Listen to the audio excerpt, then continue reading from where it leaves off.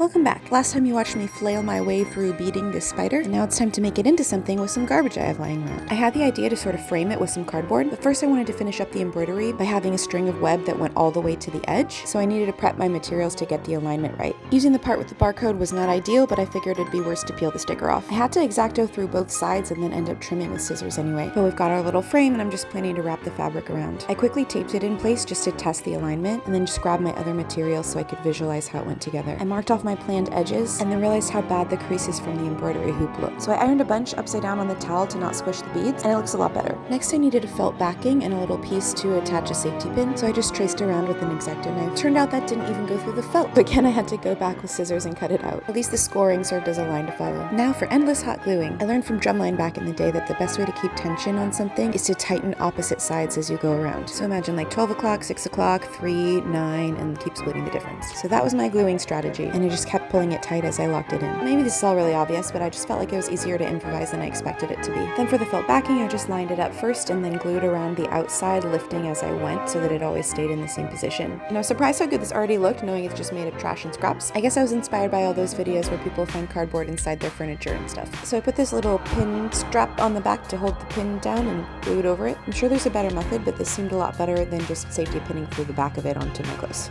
So then I sort of half-assedly measured the bead string around the outside, and this is indeed a broken set of Mardi Gras beads, so thank you past me for hoarding that for 7 years. If there's a box for it, it's a craft supply. And yes, I did undo gluing it on so that I could go back and painstakingly fill in every single white string with black. I really think it helped make it look less like literal trash and more like spooky vibes. But it got easier when I figured out I could just blot it on there and let the ink soak out, and then I could start gluing it around. For some reason I thought it was the right move to start with the second bead in the center top, but I really had no exit strategy. I also really wanted to avoid the ugly glue dripping down the side, so I went back and pinched it off while it was still drying for each. But then sometimes that meant that there was not enough glue and the bead fell off, so I had to kind of go back. Here I am facing the consequences of my lack of foresight. I really tried to create a glue string to connect the strings where the strings were not connected, but that really didn't work at all. Fun fact, hot glue is globby, not stringy when you're trying to make it be. But there's a glob and I colored it black to hide my shame. And hey, it's all done and I'm excited. I think it turned out really great for literal trash, and since I don't know what I'm doing at beading. Next I'll share my favorite Halloween crafts this year, so come on back.